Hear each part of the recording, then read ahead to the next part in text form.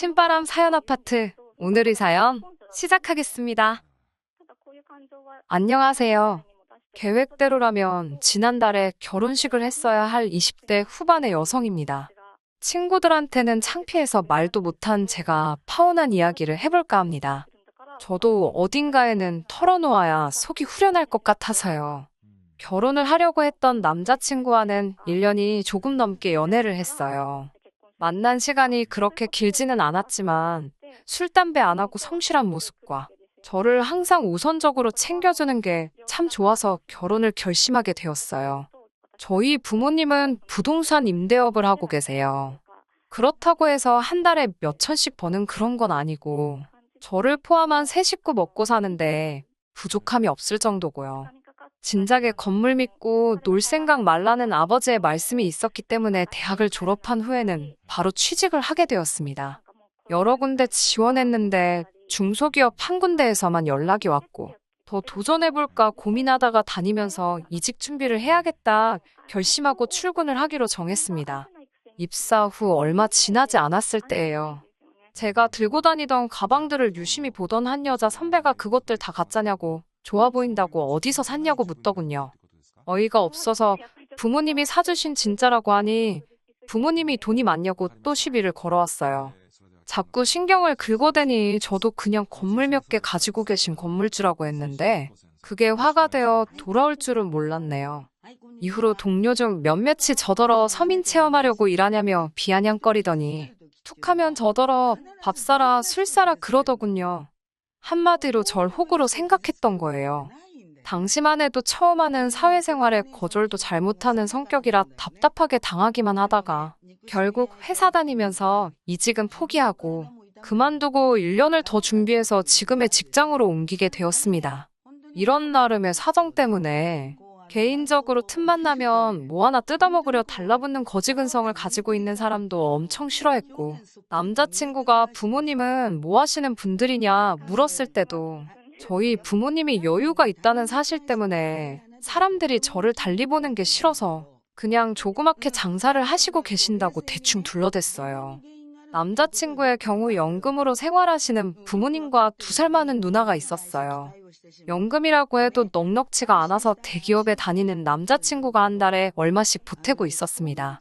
누나의 경우 첫 번째 결혼에 실패하고 지금은 혼자 아이를 키우고 있었고요.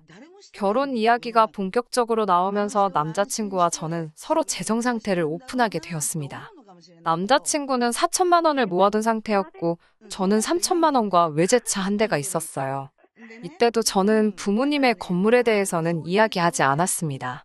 제 남자친구가 그럴 사람이 아니라는 건 알지만 그래도 혹시나 김칫국이라도 마시면 서로 불편한 상황이 될 수도 있으니까요. 얼마 후 상견례 자리를 갖게 되었습니다. 저는 부모님께 절대로 건물에 대해서는 남자친구에게는 말하지 말아달라고 부탁을 드렸습니다. 저희 부모님은 제가 첫 직장에서 얼마나 마음고생을 했는지 옆에서 다 지켜보셨기에 제 마음을 이해해 주셨습니다. 남자친구 부모님이 초밥을 좋아하신다길래 유명한 일식집으로 약속을 잡았어요. 식사를 시작하면서 본격적으로 저희 결혼식과 집 문제, 그리고 혼수 예단 등은 어떻게 할 건지 이야기를 나누게 되었습니다. 시댁에서는 5천만 원까지 지원해 주실 수 있다고 하더라고요. 친정 부모님도 그러면 똑같이 5천을 해주겠다고 하시면서 이참에 혼수도 반반하는 게 어떻겠냐고 물으셨어요. 그러자 남자친구 어머니께서 듣자니 당신 아들이 모은 돈이 1천만 원이 더 많더라며. 그러니까 혼수는 저희 쪽에서 하는 게 맞겠다고 하시더군요. 순간 좀 치사한 생각이 들었습니다. 그렇게 치면 저는 차가 있으니까요. 그렇다고 따지고 들 수는 없는 노릇이었는데 친정부모님께서 그럼 혼수는 저희가 하는 대신 예단은 생략하겠다 하시더군요. 남자친구 부모님은 뭔가 마음에 안 드시는 눈치긴 했지만 더는 말씀을 못하시고 알겠다 하셨습니다. 결혼식 비용의 경우 저희 부모님은 양가가 반반 부담하고 축의금은 저희가 다 갚기를 바라셨지만 시부모님은 축의금 들어온 걸로 해결하라고 하셨어요. 모든 것이 원만하게 흘러가고 있다고 생각했습니다. 하지만 생각지도 못한 곳에서 문제가 터질 줄은 몰랐네요. 양가 부모님이 1억이나 보태주시고 저희가 모은 돈도 적은 돈이 아닌데 그래도 서울에서 매매는커녕 전세 하나 구하기도 쉽지 않더라고요. 제가 너무 골머리를 앓고 있으니까 부모님께서 어차피 결혼하면 다 알게 될 텐데 뭘 그리 숨기냐며 그냥 남자친구에게 이야기하고 당신들 도움을 받으라 하셨습니다. 사실 저희 친정 부모님은 제가 건물주 딸이라는 걸 숨기는 게 더 웃기다고 생각하셨거든요. 무슨 재벌집 딸도 아닌데 숨기고 감추느냐고요. 진짜 돈 있는 사람들이 보면 비웃을 거라면서요. 하루는 남자친구와 데이트를 하려고 만난 날이었어요. 남자친구는 자기가 알아온 맛집이라며 저를 어떤 식당으로 데리고 갔는데 거긴 바로 저희 부모님이 소유하신 건물의 1층이었습니다. 남자친구는 이런 건물 하나만 있어도 평생 놀고 먹을 거라며 감탄을 금치 못하고 있었어요. 그 순간 왠지 지금이 사실을 말할 마지막 기회라고 느껴지더군요.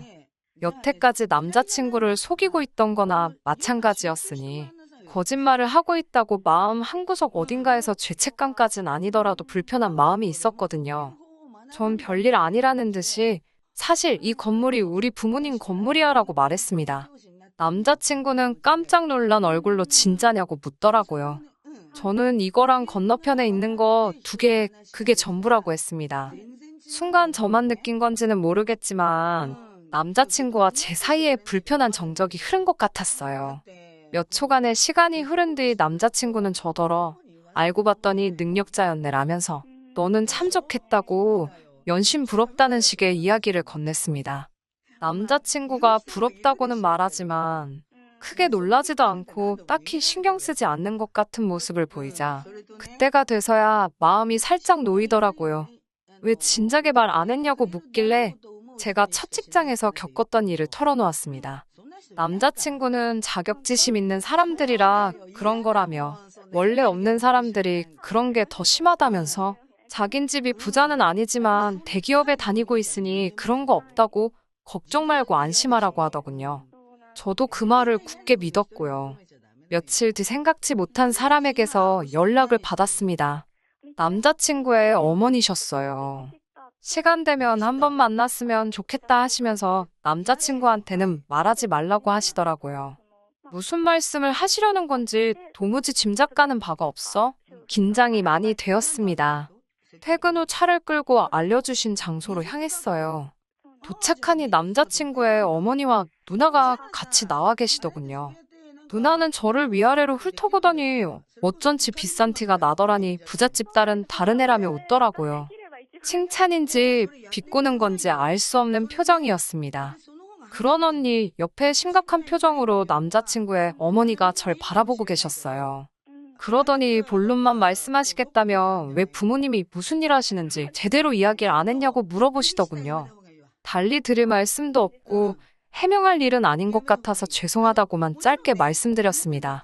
그런 와중에 신우는 테이블 위에 올라와 있던 제 차키를 보더니 그럼 차도 부모님이 사주신 거냐고 묻더라고요. 나중에 자기 빌려 타도 되냐면서요. 보다 못한 남자친구 어머니가 옆에서 헛소리하고 있을 거면 나가 있으라고 언니한테 한마디 하시더군요. 남자친구 어머니께서는 당신들에게 5천만 원이 얼마나 큰 돈인 줄 아냐면서 그래도 아들이 장가간다 하니까 있는 돈 없는 돈 다 끌어서 보태주겠다 하신 거라 말씀하셨습니다. 그런데 저희 집이 그렇게 잘 살면 굳이 당신들 돈까지 가져다 써야 하냐고 물으시더군요. 생각지도 못한 말씀에 당황스러웠고 저 혼자 결정할 일도 아니라서 일단은 부모님께 여쭤보겠다고 했어요. 남자친구 어머니께서는 야속하게 생각하지 말라고. 그렇지만 어차피 한 가족이 될 건데 없는 사람 주머니 다 털어가면 너랑 너희 부모님 마음은 편하겠냐며 한번 잘 이야기해보고 연락 달라고 하시더군요. 집으로 돌아오면서 남자친구 부모님의 말씀을 곰곰이 곱씹어보는데 이해가 가면서도 어이가 없기도 하고 여러 가지 감정이 들었습니다. 저는 일단 남자친구랑 이야기를 해봐야겠다 싶어서 전화를 걸었어요. 남자친구도 누나한테 들었다며 이미 제가 어머님이랑 만난 걸 알고 있더라고요. 부모님께 뭐하러 말씀드렸냐고 하니 자기는 며느리가 부잣집 딸이라고 하면 좋아하실 줄 알고 별뜻 없이 이야기한 거라며 저를 난처하게 할 줄은 몰랐다고 사과를 하더군요. 저는 남자친구에게 어떻게 했으면 좋겠냐고 하니 자기도 잘 모르겠다고 하더군요. 5천만 원이 자기 집에서 정말 큰 돈은 맞고 벌써 신우가 그럼 자기 재혼할 때는 얼마 해줄 거냐고 따지고 들기 시작했다면서요. 남자친구는 자기도 자기 가족들이 이렇게 나올 줄 몰랐다. 제가 첫 직장에서 있었던 사연을 알고 있고 그런 사람들을 어떻게 생각하는지도 다 알고 있다면서. 일이 이렇게 되어서 면목 없다고, 원한다면 헤어져 주겠다고까지 말을 해왔습니다. 남자친구의 반응에 저도 고민이 많아졌어요. 아무리 남자친구의 가족들이 제가 제일 싫어하는 부류의 사람들이었지만 헤어져 주겠다고까지 말하는 남자친구를 보니 부모님이 하신 말씀대로 제가 무슨 재벌집 딸도 아닌데다가 사실 제 돈도 아닌 걸 가지고 유세 부리고 있는 게 아닌가 하는 생각마저 들었습니다. 그렇게 저 혼자 고민해봐야 결국 답도 안 나온다는 걸 깨닫고 이튿날 저는 부모님께 남자친구의 가족들과 있었던 일을 털어놓았습니다. 부모님은 걱정하지 말라며 오히려 잘 됐다고 하셨어요. 하나뿐인 딸 굳이 힘들게 결혼 생활 시작하는 거 보고 있기 딱 했다면서 이렇게 된 거 집은 당신들이 해주신다고 하셨습니다. 저는 서울 외곽의 작은 평수 아파트면 좋을 것 같다고 부탁드렸네요. 밤새 마음 졸였을 남자친구에게 빨리 이 기쁜 소식을 알려야겠다 싶어서 전화를 걸었습니다. 남자친구는 예상대로 정말 잘 됐다며 저에게 몇 번이고 고맙다고 하더라고요. 조만간 저희 부모님께 인사드리러 오겠다면서 자기는 정말 행운아인 것 같다고요. 행복해하는 남자친구의 모습을 보니 괜히 부모님이 뭐 하시는지 숨겨서 일을 더 복잡하게 만들었나 싶은 반성까지 할 뻔했습니다. 그런데 그날 오후 남자친구 어머니께서 또 전화를 걸어오셨어요. 이미 원하시는 대로 결론이 났으니 저도 이번엔 가벼운 마음으로 전화를 받았고요. 그런데 어머니께서는 한 번 더 만났으면 좋겠다 하셨습니다. 지난번과 같은 장소로 향했어요. 시어머니는 곰곰이 생각해보셨다며 또 다른 제안을 던지셨습니다. 생각해보니 5천만 원이 중요한 게 아니더래요. 당신들하고 신혼먹고 사는 게 해결만 되면 그깟 5천만 원이 돈이겠냐고 하시더군요. 저는 그게 무슨 소린지 처음에 제대로 알아듣지도 못했습니다. 시어머니는 저에게 왜 이렇게 말귀가 어둡냐며 답답해 하시더니 저희 부모님이 소유하신 건물에서 장사를 하게 해달라고 하시더군요. 저희 결혼에 보태주시려던 5천만 원을 보증금으로 낼 테니까 카페 같은 거 하나 하게 해달라 하시더군요. 황당한 제안에 뭐라 할 말이 없었습니다. 그건 안 될 것 같다고 하니까 저더러 네 건물도 아니고 네 부모 건물인데 왜 네가 안 된다고 하냐며 발끈하시더라고요. 제가 이건 부모님께 여쭤볼 가치도 없는 질문이라고 남자친구도 지금 이런 얘기 저한테 하시는 거 알고 있냐고 물었습니다. 그리고는 남자친구에게 전화를 걸어 지금 빨리 오라고 했어요. 약속 장소가 남자친구 회사에서 멀지 않은 곳이었거든요. 저와 어머님이 같이 있다고 해서인지 불이 나게 왔더군요. 방금 있었던 대화를 설명하려고 하니 남자친구 어머니께서 당신이 하신다며 저를 막으셨어요. 남자친구는 한참을 듣고만 있더니 저에게 말이 아예 안 되는 건 아니지 않냐고 되묻더라고요. 자기 가족들이 돈 벌 생계수단이 생기면 자기가 생활비를 도와주지 않아도 되고 그러면 우리도 돈을 더 빨리 모을 수 있지 않냐고요. 저는 결국 가방에 있던 노트랑 펜까지 꺼내서 숫자 계산을 하기 시작했습니다. 남자친구 어머님의 계산이 왜 가당치도 않은지 하나하나 조목조목 설명을 해야만 했어요. 그러자 남자친구 어머니께서 지금 자기를 가르치려 드는 거냐며 갑자기 테이블을 쾅 치시고는 별꼴을 다 보겠다고 소리를 치시더라고요. 남자친구도 저한테 이야기하는 방식이 잘못됐다며 아무리 그래도 어른이 물어보시면 한번 알아볼게요라고 대답하는 게 정상 아니냐고 하더군요. 알아볼 이유도 가치도 없다는 걸 내가 지금 설명하는 거 아니냐고 몇 번을 이야기해도 남자친구는 무조건 저희 부모님한테 안 될 땐 안 되더라도 한번 물어라도 보라고 하더군요. 물어보는 게 뭐 돈 드는 것도 아니지 않냐면서요. 자기 어머니가 예비며느리 될 사람 앞에서 이런 부탁을 하기까지도 얼마나 자존심이 상하셨겠냐면서 결정은 제가 아니라 저희 부모님이 하실 문제이니 꼭 물어보라고 말입니다. 지금 돌이켜 생각해보면 남자친구는 저희 부모님이 자기를 아주 잘 봐주셨다는 걸 알고 있었기 때문에 저희 부모님이 자기 편을 들어줄 거란 어떤 확신이 있었던 것 같습니다. 심지어 헤어지겠다고 나오던 당시에 저희 부모님께서 흔쾌히 집을 해주신다고까지 하셨으니 그 점을 어떻게든 이용해 보려는 건가 싶은 확신까지 들기도 했어요. 자기는 거지근성 그런 거 없다고 말해왔지만 이제 보니 누구보다 앞장서서 뭐 하나라도 더 빼먹을 게 없나 계산했던 거예요. 저는 남자친구에게 오빠 말대로 물어볼 테지만 후회하지 말라고 경고를 했어요. 이때 솔직히 마음속에서 이 결혼은 못할 수도 있겠다 싶었거든요. 그리고 부모님께 다시 이 이야기를 하니 부모님께서도 하나를 해결하면 또 하나가 새로 튀어나온다고. 솔직히 장사하게 해주는 건 어려운 일이 아니지만 보아하니 이것도 해준다고 하고 나면 다음에는 또 뭔가를 해달라고 할 것 같다 하시며 이 결혼 꼭 해야겠냐고 물으셨어요. 저도 정신적으로 지친 상황이었고 이미 이젠 더 이상 남자친구가 저희 부모님이 가지고 계신 것에 아무 관심도 없는 게 아니라 그걸로 어떻게 한몫 챙겨보려는 지 가족들과 한통속이라는 사실을 깨달았기에 더 이상 그 어떤 미련이 남아있지도 않았거든요. 그래서 부모님의 뜻 때문만이 아니라 저도 이 결혼은 아무래도 아닌 것 같다고 그냥 안 하겠다고 했습니다. 부모님은 현명한 선택을 한 거라면 남자친구하고 잘 정리하라고 제 어깨를 다독여 주셨어요. 차마 남자친구를 마주하고 헤어지자 소리를 할 자신이 없어서 문자로 그냥 결혼은 없던 일로 하자고 보냈습니다. 그러자 남자친구가 많이 놀랬는지 당장 저희 집 앞으로 오겠다 하더라고요. 저는 그럴 필요 없다고 정나를 한 번 더 봐야겠다면 헤어지는 마당이지만 남자친구가 저를 찾아올 게 아니라 제가 직접 찾아가겠다고 했어요.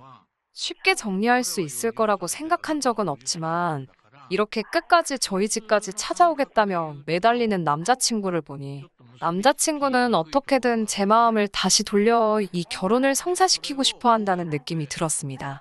어떻게든 제가 직접 단판을 짓지 않는 한 이 상황이 끝나지 않겠다는 확신이 들었어요. 다음날 남자친구 본가에 도착했는데 분위기가 남자친구 부모님이나 누나는 제가 헤어지자고 한 걸 모르는 것 같았습니다. 좋은 소식을 가지고 왔겠지라며 카페가 날까 식당이 날까 그런 소리들을 하고 있었으니까요.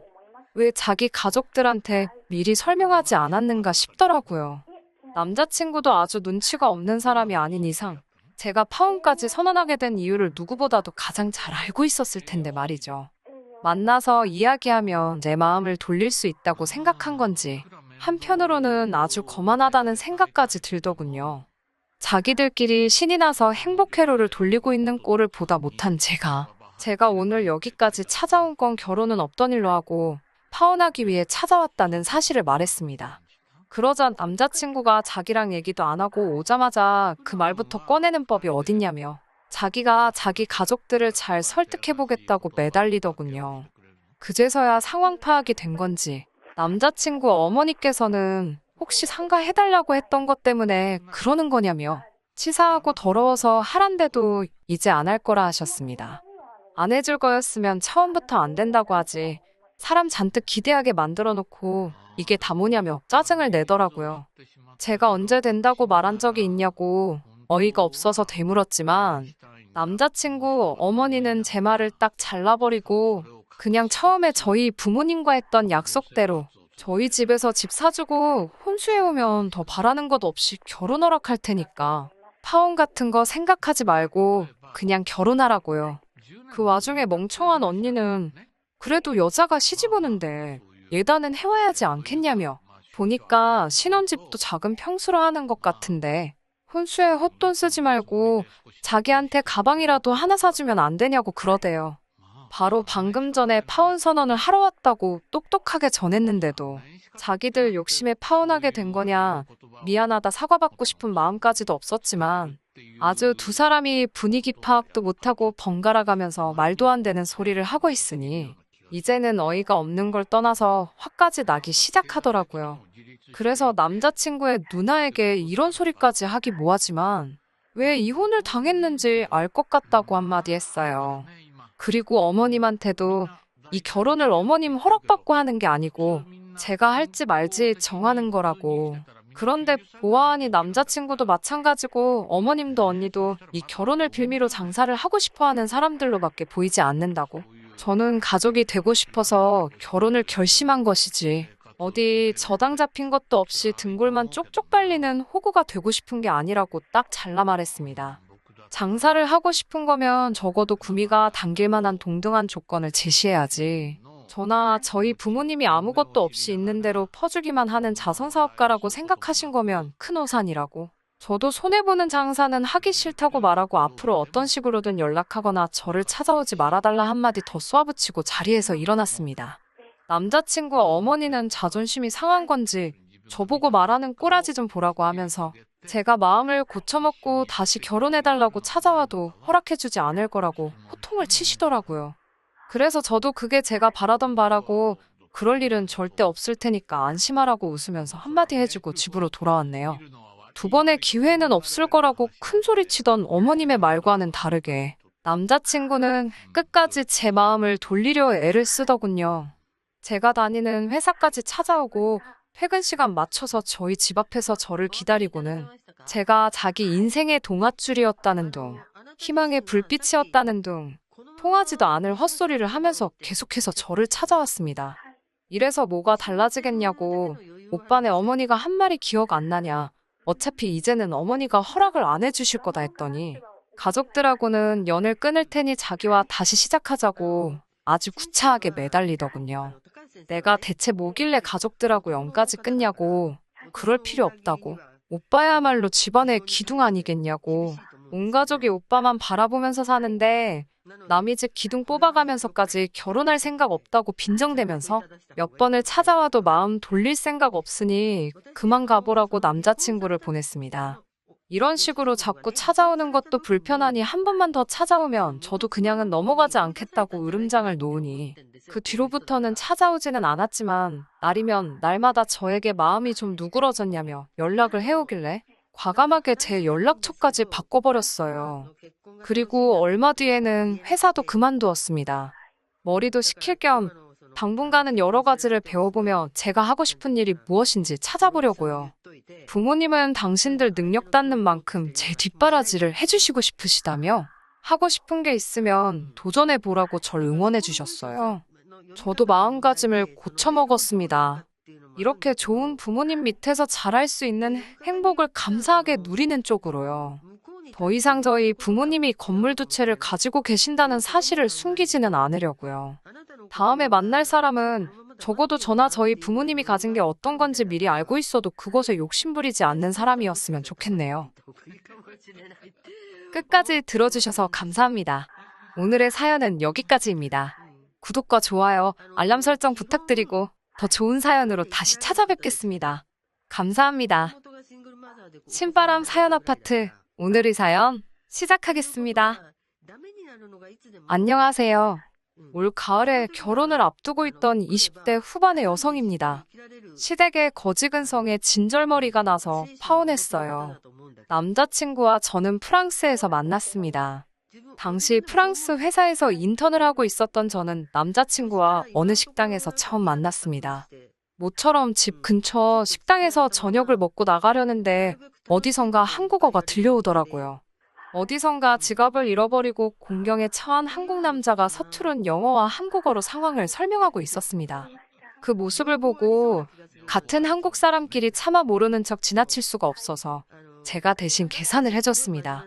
남자는 몇 번이고 고맙다는 인사를 하더니 제 연락처를 알고 싶다고 하더라고요. 언젠가 기회가 되면 감사 인사라도 하고 싶다면서요. 그리고 그 일을 계기로 저와 남자친구는 하루가 멀다 하고 연락을 주고받는 사이가 되었습니다. 그러다 인턴 생활이 끝나갈 무렵 한국 회사에서 입사 제안을 받게 되었고 저는 고민 끝에 프랑스 생활을 정리한 뒤 한국에 들어가게 되었습니다. 제가 한국에 들어왔다는 소식을 전하자 남자가 저에게 만나자고 하더군요. 지난번에 말한 대로 감사 인사를 하고 싶다면서요. 하지만 만난 당일 남자는 저에게 여자친구가 되어달라고 했습니다. 그날 이후로 한 번도 저를 생각하지 않은 날이 없다면서요. 그렇게 그 남자는 제 남자친구이자 이 사연의 주인공이 되었습니다. 남자친구와의 연애는 전반적으로 즐거웠습니다. 다정하고 성실한 남자친구와 다툴 이유가 없었어요. 하지만 이따금 한 번씩 스트레스를 받는 일이 있었는데 그건 바로 남자친구가 너무 알뜰하다는 거였지요. 한때 제가 사랑했던 사람이니까 최대한 좋게 표현한 거고요. 사실 알뜰이 아니라 정말 궁상 맞을 때가 종종 있었습니다. 한 번은 비가 억수로 내리는 날이었어요.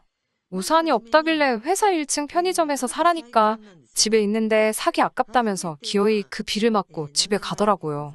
그리고 꼬박 이틀을 알았습니다. 남자친구는 매사 손익을 따질 때 오로지 숫자만 봤기 때문에 결과적으로 소위 손해보는 장사를 하기 일쑤였지요. 반면에 저는 돈을 써야 할 때는 써야 한다는 주의거든요. 그렇다고 해서 제가 절대 함부로 돈을 쓰는 사람은 아닙니다.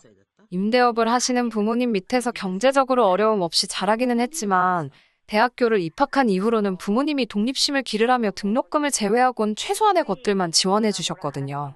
대학 졸업 후에는 바로 직장 생활을 시작했고 그때부터 돈을 모아서 프랑스도 갈 수 있었던 거고요.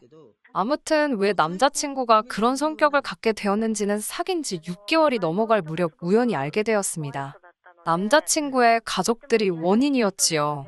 남자친구의 부모님은 노후 준비가 전혀 되어 있지 않았거든요. 게다가 남자친구보다 3살 많은 형은 결혼까지 한 상황이었는데 제대로 된 직장이 없어서 실질적인 맞이 노릇은 남자친구가 하고 있었습니다. 그렇다 보니 경제적으로 늘 촉각을 곤두세우고 살 수밖에 없었던 거지요.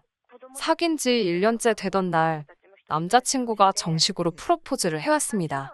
솔직히 경제적인 문제가 조금 신경 쓰이긴 했지만 제가 좀 더 쓰면 된다고 단순하게 생각했던 게 지금 돌이켜보면 문제였던 것 같아요. 결혼 이야기가 본격적으로 나오면서 시댁에 인사를 가게 되었습니다. 시댁은 서울 외곽에 위치한 오래된 주택의 2층이었습니다. 그래도 서울에 이 정도 주택을 가지고 있으면 괜찮은 거 아닌가 생각하고 있는데 제 머릿속을 읽기라도 한 건지 남자친구가 전셋집이라고 말해주더군요. 방 2개의 작은 거실이 있는 평범한 가정집이었고 남자친구 방은 해가 잘 들지 않는 작은 방이었어요. 남자친구의 부모님은 제가 사간 과일을 보시더니 요새 과일값이 얼마나 비싼 줄 아냐면서 손이 해프다는 표현을 하셨습니다.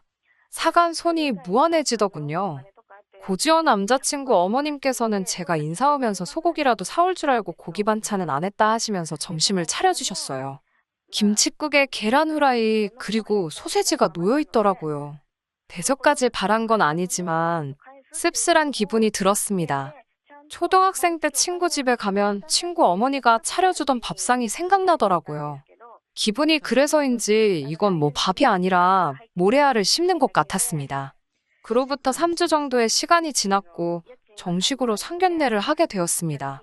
남자친구 식구 중 누구도 차가 없어서 이동이 어렵다고 하여 남자친구 동네에 있는 한정식 집으로 예약을 잡았습니다.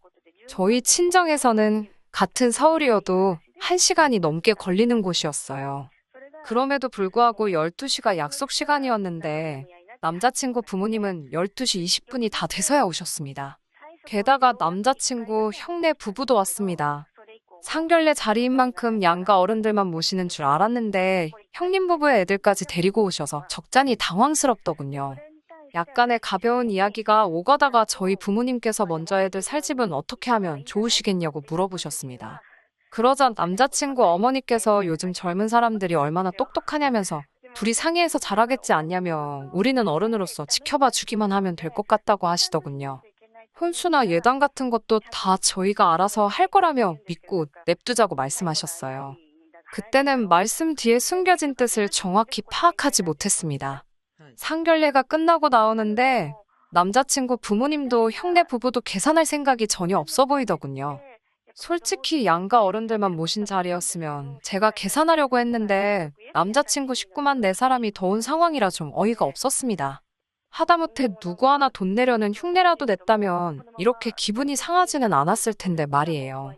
그때 남자친구가 자기가 계산한다고 카드를 내미니까 남자친구 어머니께서 저희 부모님께 잘 먹었다고 인사를 하시면서 남자친구 앞을 가로막으시더군요.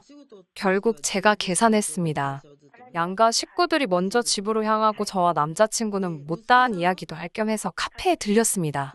제가 먼저 남자친구에게 정확히 모아둔 돈이 얼마나 되냐고 물었어요. 그전에도 몇 번 물어봤었는데 그때마다 결혼할 수 있을 만큼 모아뒀다며 둘러대는 식이었거든요. 이번만큼은 확실하게 알아야겠다 싶어서 단도직입적으로 묻게 된 거였고요. 남자친구는 3천 정도 모았다고 했습니다. 솔직히 생각보다 한참 적은 금액에 놀랐지만 남자니까 군대도 갔다 왔고 부모님도 도와드렸다 하니 그럴 수도 있겠다 싶었어요. 저는 5천 정도 모아둔 상황이었습니다. 솔직히 두 사람의 돈을 다 모아도 1억이 안 되는 상황에서 양가 도움 없이 집을 구한다는 건 불가능이었어요. 저는 남자친구에게 가서 부모님께 한번 잘 여쭤보라고 했습니다. 저도 부모님께 잘 말씀드리고 도움을 구해보겠다고요. 집에 돌아와 부모님께 신혼집에 대해서 말씀드리니 아버지께서 소유하신 아파트 중 하나가 곧 전세 계약이 끝난다며 거기에 들어와서 사는 게 어떻겠냐고 물으셨습니다. 제가 전세금 드릴 돈이 없다고 하니까 부모 자식 사이에 무슨 돈이냐며 됐다고 손사래를 치시더군요. 대신 들어와서 사는 동안 기회다 생각하고 돈 열심히 모은 뒤 집을 사서 이사를 가라고 말씀하셨어요. 생각지도 못한 아버지의 제안에 감사했고 안도할 수 있었습니다. 남자친구도 걱정이 클 텐데 제가 이 소식을 전하면 얼마나 좋아할까 싶어서 얼른 전화를 걸었습니다. 남자친구는 한껏 가라앉은 풀죽은 목소리로 제 전화를 받았어요. 부모님이 뭘 하시냐고 물어보니 다 큰 성인들끼리 결혼하면서 왜 늙은 부모에게 부담을 주냐고 한 소리 하셨다더군요. 저는 남자친구에게 괜찮다고 집 문제는 해결된 것 같다고 우리 부모님이 가지고 계신 아파트에 들어가서 살면 된다고 소식을 전했습니다. 제 예상대로 남자친구는 정말 다행이라며 좋아하더라고요. 목소리도 한껏 밝아졌고요. 저희 둘 다 이제 큰 문제는 해결되었으니 앞으로 모든 일이 원활하게 흘러갈 줄만 알았습니다. 그런데 며칠 뒤 남자친구 어머니에게서 연락을 받았습니다. 기니 할 이야기가 있으니 집으로 좀 오라고 하셨습니다. 집에 도착하니 어머님께서 집 이야기를 하시더라고요. 어찌된 일인지 친정에서 집을 사주시는 걸로 알고 계시더라고요. 그러더니 하시는 말씀이 둘이서 사는데 28평은 너무 크지 않냐고 하시더군요.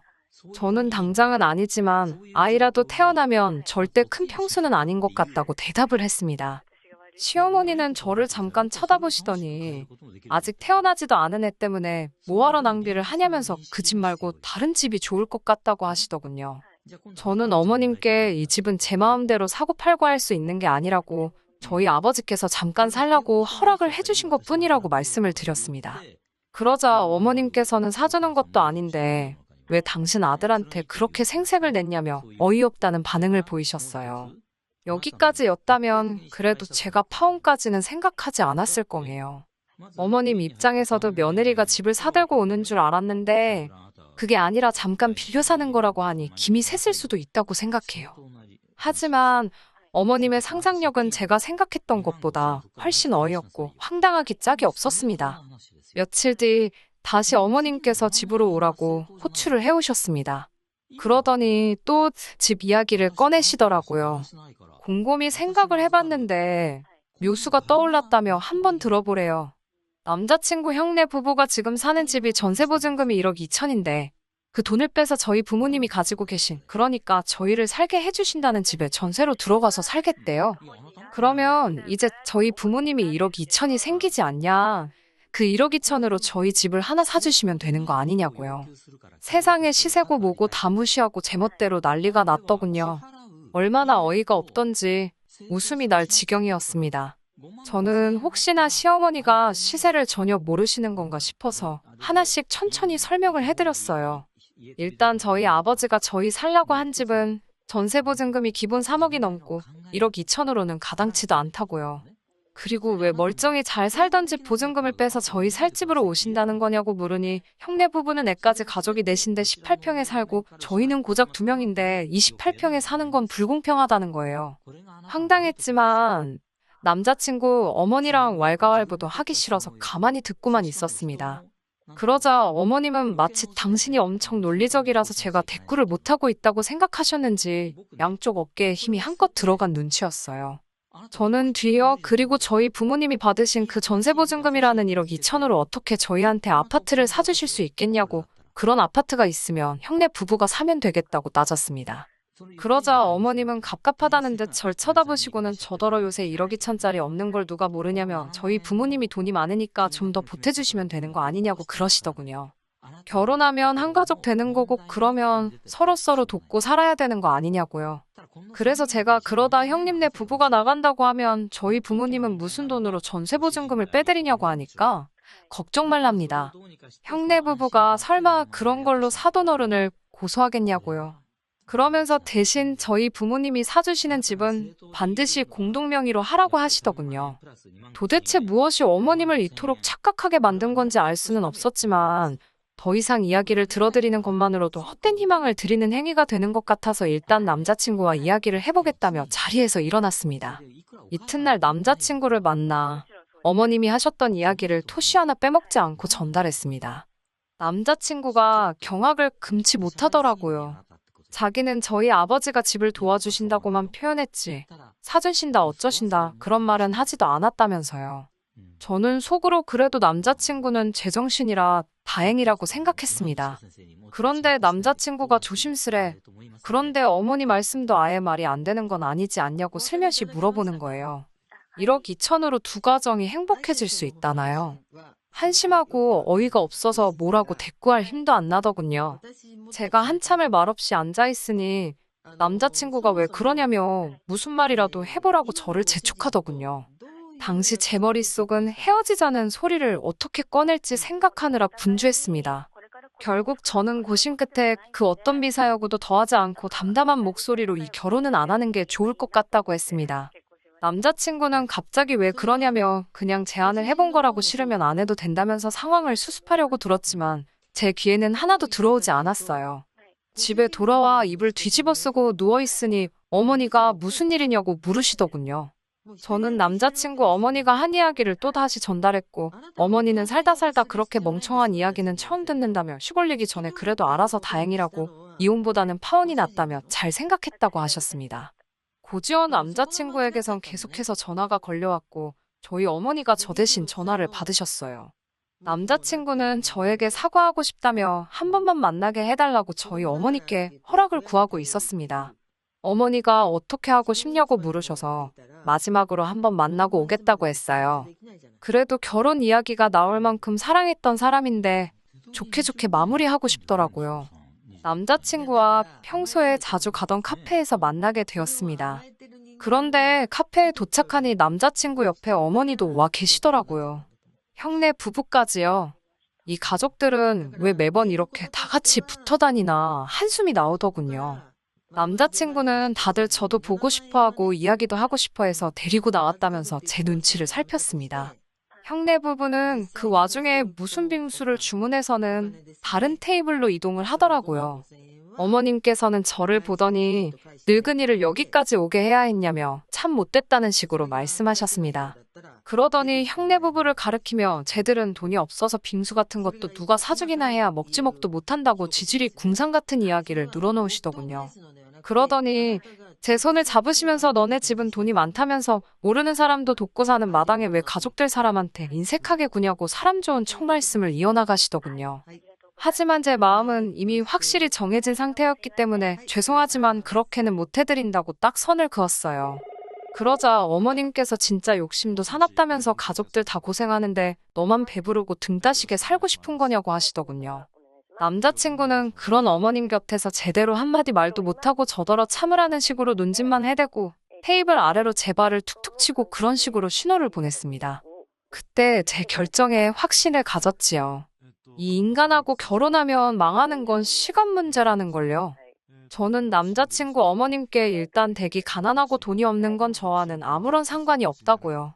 제가 어머님이라면 여자 쪽에서 이렇게까지 해준다는데 고맙다고 넙죽 절은 못할지라도 고마운 마음은 가질 것 같은데 정말 염치가 없으신 것 같다고 했습니다. 저는 이 결혼할 생각 없으니까 제대로 굴러가지도 않는 머리 적당히 쓰시라고요. 그러자 남자친구가 저더러 말이 좀 심한 거 아니냐며 어머님 딴에는 어떻게든 아들 둘 다 최대한 좋은 방향으로 풀리게 해보려고 노력을 하신 건데 그걸 그렇게 삐딱하게 알아듣냐고 나서더군요. 저는 남편에게 등신 같은 게 돈도 하나 없으면서 누가 이 집구석에 시집 올지 불쌍하다고 받아쳤습니다. 평생 이렇게 지질이 궁상 떨면서 잘 살아보라고도 한마디 해줬네요.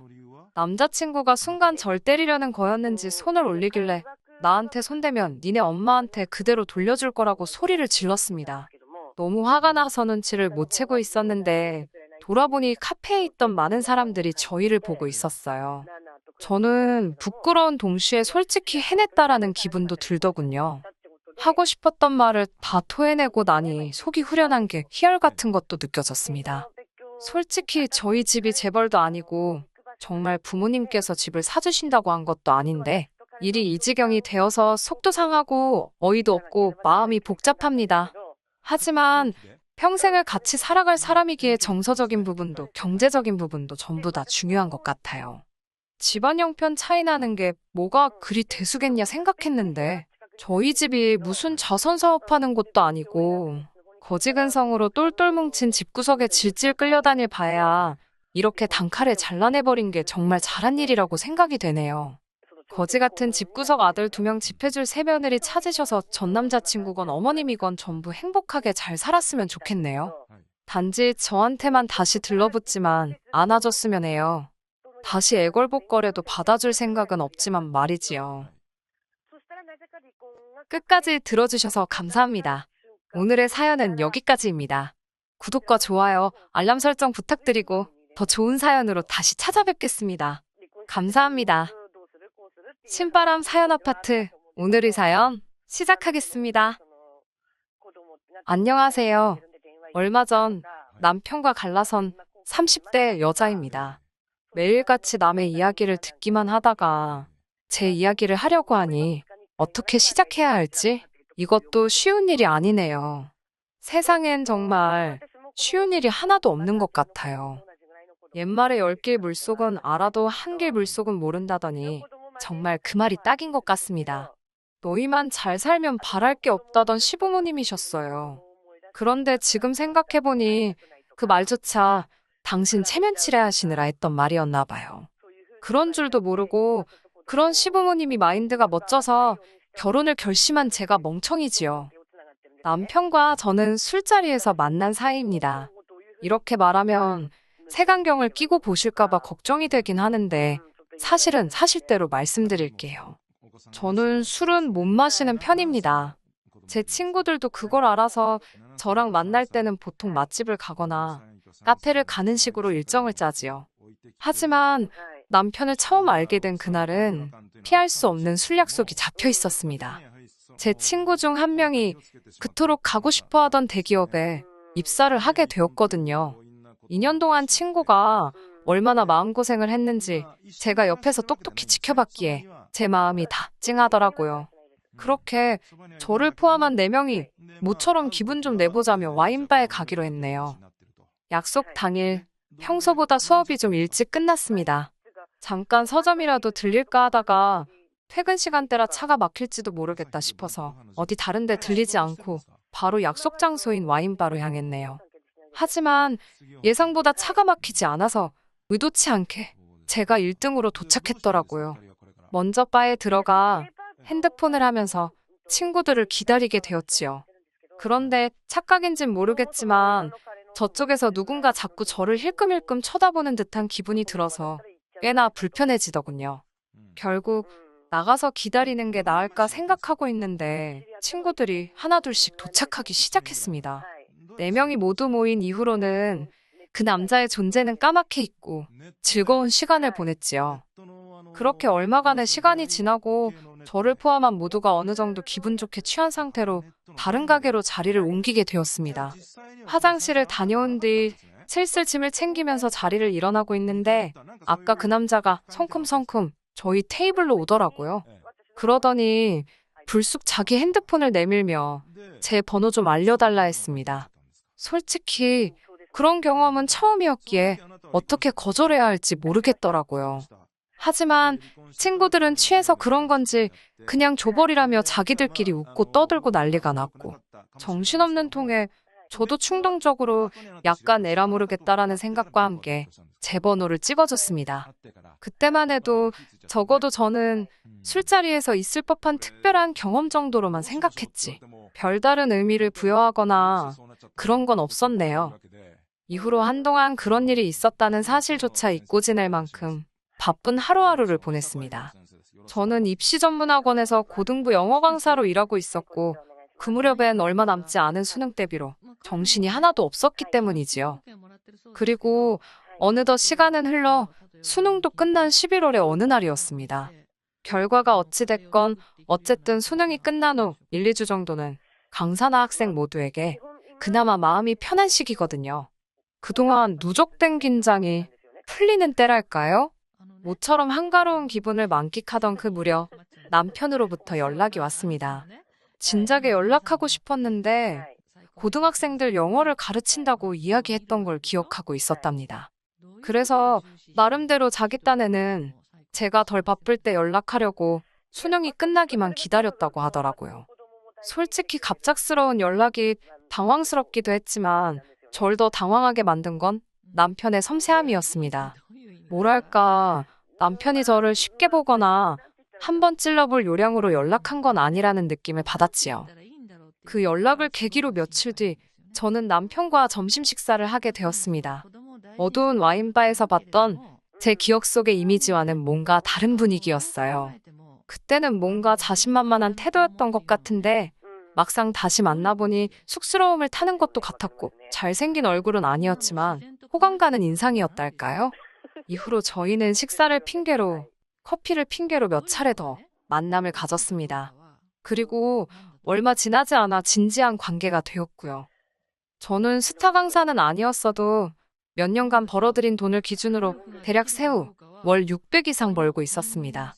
저는 학원 근처 오피스텔에서 혼자 자취 생활을 하고 있었는데 이 오피스텔은 제 소유였고 지역이 경기이긴 했지만 제 명의로 된 작은 아파트도 한 채 가지고 있었지요. 이 외에도 주식이라던가 적금 등 또래에 비해서는 비교적 경제적으로 여유가 있는 상황이었어요. 남편의 경우 중소기업을 다니고 있었지만 복지나 연봉 등 처우가 꽤나 좋은 곳이라 했습니다. 특히나 소위 나랏일에 수주를 많이 받는 회사라서 잘릴 일은 없다고 하더라고요. 하지만 결혼 준비를 하면서 좀 더 자세한 이야기를 듣게 되었네요. 남편은 공식적으로는 하루에 8시간을 일하는 걸로 되어 있었지만 돈 못 받는 야근을 걸핏하면 했으니 아무리 대충 계산해도 하루에 최소한 한두 시간은 무료 봉사를 하고 있는 셈이었어요. 연봉은 4천 정도였는데 이것도 세금부터 시작해 차 떼고 포 떼고 하면 뭐 실수령은 한 달에 300도 안 되더라니까요. 시댁의 상황도 그렇게 좋기만 한 것은 아니었습니다. 몇 년 전까지 동네에서 작은 가게를 운영하셨다는 시부모님께서는 이후로는 딱히 정해진 일을 하고 계시지는 않으셨고요. 그나마 당신들 소유의 아파트 한 채가 있었고 나라에서 나오는 연금으로 생활을 하고 계신 상황이었습니다. 남편이 매달 2, 30만 원의 용돈도 드리고 있었고요. 그러니까 두 분이 먹고 사시는데 크게 무리는 없으셨지만 결혼할 아들한테 한미천 해주실 여유는 없으신 뭐 그런 상황이었지요. 하지만 그럼에도 불구하고 제가 남편과 결혼을 결심한 건 남편의 성품과 시부모님의 약속이 있었기 때문이었습니다. 특히 시부모님의 약속이 컸는데요. 시부모님께선 당신들이 해줄 게 없는 만큼 저에게 바라는 것이 하나도 없다고 하셨습니다. 학가 같은 것도 신경 쓰지 말랍니다. 당신들이 오히려 불편해서 싫다고 그냥 남편하고 저 둘만 잘 살면 된다고 말씀해 주셨어요. 솔직히 주변에 결혼한 친구들을 만나면 다 시부모님이 힘들게 한다, 부담스럽다며 하소연하기가 일쑤던데 그에 비하면 저희 시부모님은 소위 게임분들 같았지요. 친구들도 제 이야기를 듣고는 진짜 그런 시부모님들이 존재하냐며 저더러 진짜 대박이라고 부러워했고요. 하지만 식을 올리고 3개월이나 지났을까 생각지도 못한 정말 어이없는 상황을 맞닥뜨렸습니다. 진짜 외동아들인 남편이랑 결혼할 때 이런 문제가 생길 거라곤 상상도 못했네요. 한 사람의 잘못이라고 콕 집어 말하기는 어렵지만 그래도 굳이 지목을 하자면 모든 문제의 원인은 어머님이셨습니다. 맏며느리셨던 시어머니께서는 남편의 외가친가 할 것 없이 모든 일을 통솔하려 드셨습니다. 어머님 본인이 그렇게 사시는 거야 뭐 솔직히 제가 상관할 바는 아니었지요. 문제는 당신이 지키지 못할 약속을 하시고는 그 책임을 저희한테 미루기 일쑤셨습니다. 어머님의 그런 성격을 알아차리게 된 건 저희의 출국날이었습니다.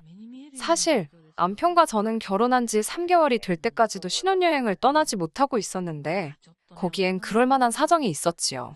조금 설명을 드리자면 회사를 다니는 남편과 달리 저는 수업을 하는 강사다 보니까 업무 일정이 학생들 학기를 기준으로 돌아갑니다. 게다가 양쪽 집안 어른들 모두 결혼식은 나를 받아서 하는 게 좋겠다 하셨기에 여러모로 결혼 날짜 정하는 것부터가 일이었어요. 덕분에 결혼식을 올리자마자 떠나는 다른 부부들과 달리 저희는 신혼여행을 바로 가지 못했고, 그나마 다들 휴가를 떠나는 여름방학만 오길 기다리고 있었던 거예요. 아무튼 그날은 곧 비행기를 타러 가야 했기에 정신이 하나도 없었습니다. 그런 와중에 어머님께 전화가 걸려왔고요. 저는 당연히 조이 잘 다녀오라고 연락을 하신 줄 알았어요. 그런데 어머님께선 뜬금없이 저희 신혼집 비밀번호를 물어보셨습니다. 제가 집에 아무도 없을 텐데 그걸 왜 물어보시냐고 여쭤봤습니다. 그러자 어머님께선 숙부의 아들, 그러니까 저에겐 시동생이지요.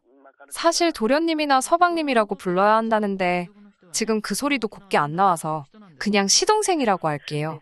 그 시동생이 서울에 며칠 볼 일이 있어서 올라온답니다. 그 소리를 듣곤 어머님께서 저희 집에서 지내면 된다고 하셨다는 거예요. 그러면서 그 사촌 동생은 오후 2시쯤 서울역에 도착하니까 당신이 먼저 저희 신혼집에 오셔서 청소도 좀 해놓고 그러려고 한다시대요. 너무 황당했지만 혹시나 예의 없다고 느끼실까봐 최대한 정중하게 어머님, 그건 어려울 것 같다고 말씀드렸습니다. 아무리 사정이 그래도 주인 없는 집에 어머님이나 시동생이 오는 건 불편해서 싫다고요. 게다가 신혼집이라서 솔직히 이 정도 말씀드리면 아차 싶어서라도 이해하실 줄 알았거든요. 하지만 어머님께서는 아직 시동생이 회사도 안 다니고 돈도 많이 없을 텐데 너무 인색하게 굴지 말고 이번 한 번만 쓰게 해주랍니다. 어머님이 도통 물러나실 것 같지도 않고 도저히 안 되겠다 싶어서 남편에게 좀 받아보라고 전화기를 넘겼습니다. 어머님께서 뭐라고 말씀을 하시는지 남편은 말없이 듣고만 있으면서 네 거리기만 하는데 불길한 느낌이 들더라고요. 그리고 한 5분 정도 지났을까요? 남편이 전화를 저에게 다시 돌려주는데 도통 남편의 표정을 읽을 수가 없었습니다. 가타부타 말도 없고 답답해서 안 된다고 확실히 말씀드렸냐고 물었어요. 그러자 남편이 그냥 비밀번호 알려드렸다는 거예요. 제가 미쳤냐고, 제정신이냐고 소리를 질렀습니다. 그러자 남편이 그 시동생은 얌전한 애라면서 괜찮을 거랍니다. 시동생이 얌전하고 나발이고 그게 문제가 아니잖아요. 저는 웃기지도 않다고 한마디 내뱉었습니다. 그리고는 보란듯이 씩씩거리며 바로 현관 비밀번호를 바꿔버렸습니다. 남편이 어이없다는 듯 저를 쳐다보더니 뭐 하자는 거냐고, 뭘로 바꿨냐고 물어보더라고요. 바로 말해줄 것 같으면 내가 애시당초 바꿨겠냐고 쏴붙이곤 신혼여행 다녀와서 알려주겠다고 했어요. 어머님 헛걸음하시게 하기 싫으면 당신이 전화해서 오지 마시라고 하라고요. 남편은 서운하다면서도 딱히 방법이 없겠다 싶었는지 어머님께 전화를 걸더군요. 남편 핸드폰이 안 좋은 건지 어머님 목청이 좋으신 건지 어머님이 뭐라고 악을 쓰시는지 다 들렸습니다. 쌍욕은 아니었지만 저에 대해 괘씸해하셨지요. 그까짓 집이 달키라냐. 가족끼리 별것도 아닌 걸로 마음 상하게 왜 그러냐. 내가 잠만 잔다는데 네 숙부가 들으면 얼마나 서운해하겠냐. 무엇보다 당신 꼴이 얼마나 우스워지겠냐며. 결국 그 일로 남편은 남편대로 저는 저대로 마음이 상해서 비행기에 올라야만 했어요. 하지만 그게 끝이 아니었습니다.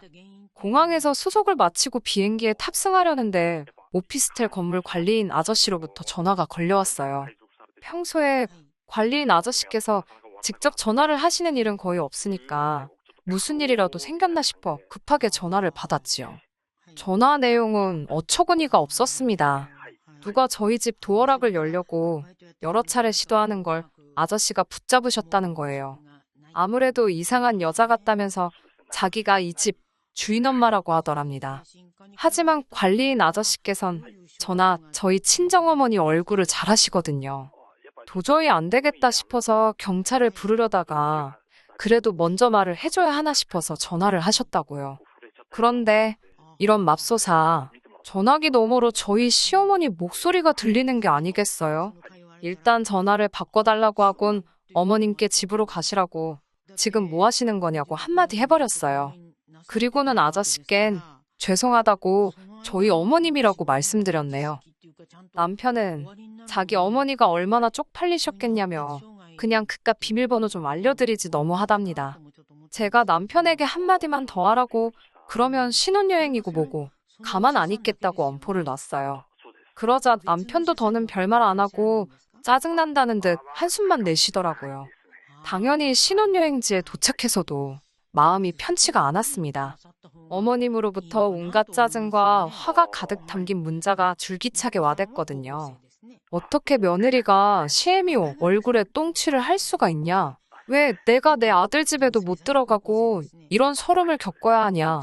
아니, 무슨 아들 집이래요? 제 집에 남편이 들여온 거라곤 식탁하고 침대밖에 없는데 말이지요.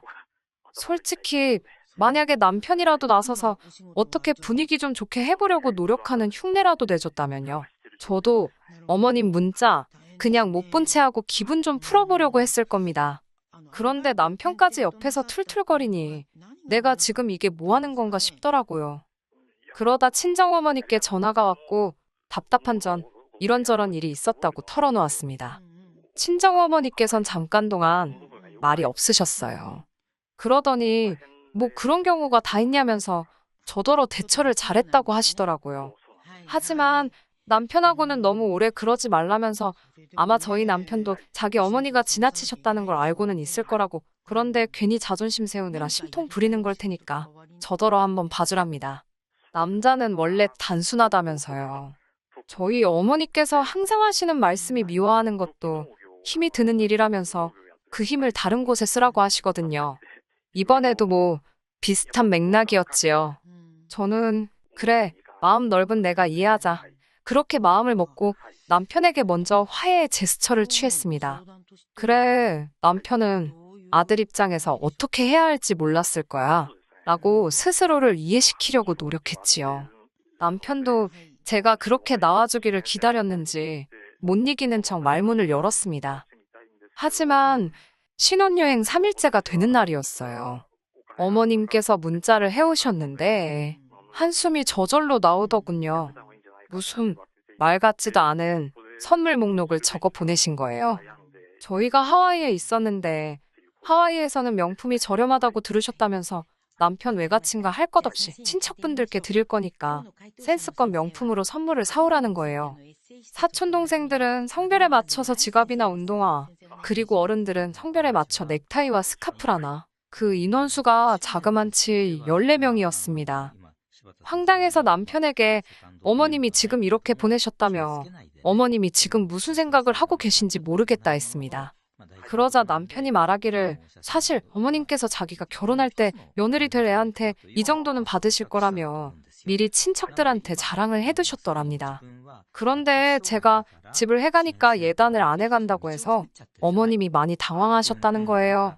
아들 장가 가는데 돈 한 푼 안 보태주셨으면서 어떻게 그런 허풍을 치셨지라고 혼잣말처럼 중얼거리니 남편이 저더러 너도 솔직히 빈손으로 시집 오지 않았냐입니다. 집도 원래 네가 살던 집이지 자기 때문에 산 거 아니지 않냐고요. 차도 제가 원래 타던 차지 자기를 위해서 뽑은 것도 아닌데 솔직히 자기랑 결혼하다고 해서 새로 장만한 게 없는데 왜 예단을 생략해야 하는 건지 남자인 자기가 봐도 이해가 안 된다나요? 그러면서 어머님 입장에선 아들이라곤 자기 하나뿐인데 며느리가 예단도 안 해오니 얼마나 창피하셨겠냐입니다. 이참에 어머님 기도 살려드리고 예단 가지고 뒷말 안 나오게 사오라는 대로 쫙 사가재요. 그리고 어머님 백도 하나 사잡니다. 백, 어이가 없었지만 이유나 들어보자 싶어서 물으니 신혼여행 오기 전에 제가 어머님 가슴에 대못을 박지 않았냐며 용서를 구해야 할 것 아니냐고요. 여기까지 듣고 나니까 진짜 거지근성이 이런 건가 싶더군요. 전 아무런 대꾸도 하지 않았습니다. 그리고는 어머님이 말씀하신 명품 매장에 가서 보란듯이 백 2개를 샀어요. 남편이 하나는 누구 거냐고 묻길래 하나는 내 거고 하나는 우리 엄마 거라고 했지요. 그러자 남편이 실망했다는 듯이 기분 나쁜 표정을 하곤 자기 엄마 건 안 사냐입니다. 그래서 네 돈으로 사라고 했어요. 친척들 선물도 네 돈으로 사라고 난 뒷말 나와도 상관없다고 했습니다. 남편이 상관없다고 되묻길래 어차피 이제 남 될 건데 날 씹던지 말던지 알게 뭐냐고 그랬지요. 남편이 정색을 하면서 그게 무슨 소리냐길래 한국 도착하는 대로 내 집에서 나가라고 했습니다. 그 잘난 식탁하고 침대 가지고 가라고, 원하면 돈으로 줄 테니까 꺼지라고 했어요. 그리고선 바로 택시 타고 숙소로 돌아와 짐 쌌습니다. 제 비행기표만 바로 다음 날로 변경한 뒤에 남편에게 말도 안 하고 한국으로 와버렸지요. 오자마자 그 인간 짐 싸서 시댁으로 보냈고요. 퀵으로 보냈더니 한두 시간이나 지났을까 어머님께서 전화를 해오셨습니다. 아주 반가운 목소리로 받았더니 이건 뭐고 너는 왜 한국에 있냐입니다. 지금 이게 다 뭐 하자는 거냐고 아주 화를 내시더라고요. 보아하니 남편과 통화를 하셨던가 봐요.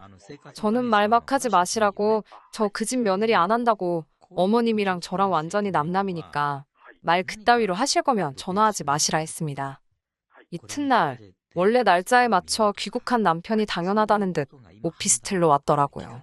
지 엄마를 닮았는지 비밀번호를 바꿨다고 분명히 말을 했는데도 틀린 번호를 삑삑삑 어지간히 눌러대더라고요. 제가 경찰 부르기 전에 꺼지라고 현관문에 대고 쏴붙였습니다. 남편은 진짜 왜 이러냐면서 자기가 미안하답니다. 자기는 제가 착하고 이해심도 많은 사람인 줄 알았다고, 연애 때 자기한테 돈도 잘 쓰고 그래서 자기 가족들한테도 잘해줄 줄 알았답니다. 한마디로 절 호구로 봤다는 거잖아요. 누굴 탓하겠어요. 다 제 업보지요. 뭐 그런 실랑이를 한 2주도 넘게 했던 것 같아요. 더 매정하게 하지 못한 건 솔직히 남편이 제 직장도 알고 제 친정도 알고 한마디로 저에 대해 다 알고 있잖아요. 염치가 없어서 그렇지 성품이 나쁜 사람은 아니었지만 그래도 사람이 눈 돌아가면 어찌 될 줄 모르고 행여 해코지라도 당하지 않을까 걱정이 되어서 나중엔 저도 괜히 눈물 콧물 짜며 절 놔달라고 했어요.